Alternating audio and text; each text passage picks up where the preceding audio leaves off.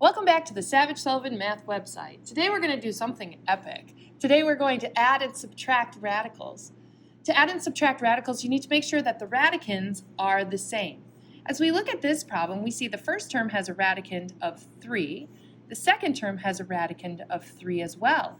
So these two terms are considered like terms. This third term has a radicand of 12. So we're not sure if that's a like term or not. So we need to make sure that we simplify each of these terms individually and then look at it to add or subtract. So off to the side, I'm going to figure out what is the square root of 12 simplified. If I look at the square root of 12, I know that it can simplify into radical 3 times a radical 4. This is awesome because I know that radical 4 simplifies to a 2.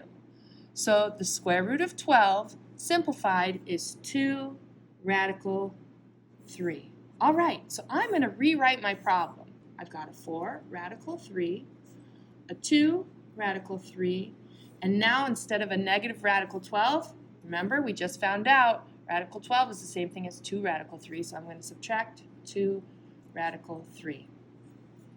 When you add and subtract radicals, you don't change the radicand at all. You just look at the coefficients. So 4 radical 3 plus a 2 radical 3 is a 6 radical 3.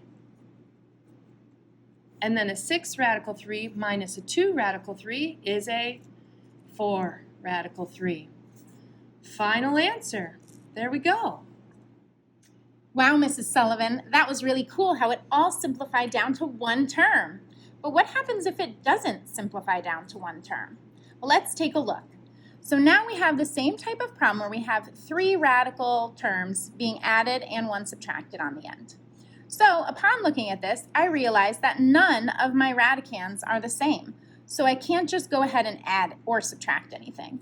So the second thing I'm going to ask myself is, can any of these be simplified? So when I look at 2 radical 20, I'm going to work on breaking down this term right here. So I'm going to ask myself, what is the biggest perfect square factor that goes into 20? That would be 4. So we're going to break it down, radical 4 times radical 5. Not forgetting that this 2 is going to come along. What is the square root of 4? Well, we know that's just a plain old 2. Can't break down radical 5 any further, so that becomes radical 5. And remembering, these two things mean multiplication, so that 2 will be multiplied by the outside 2 on the radical, which gets us 4 radical 5. Great! Now we look at 9 radical 5. Same question I'll ask myself. Can I break down radical 5? Nope. So I'm just going to go ahead and I'm going to rewrite it down here so that we have it all in one line. Then I look at 2 radical 14. 14 looks like it can be broken down because we know it's not a prime number, which is often a silly sally we make. We think, well, if it's not prime, it must be able to be broken down. Not the case. 14 has no factors that are perfect squares.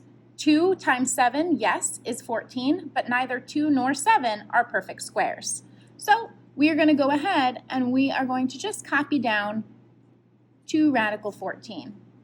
So now, when we look at this, we see that 2 of the terms have like radicands. So when I want to combine them, I can combine 4 radical 5 plus 9 radical 5.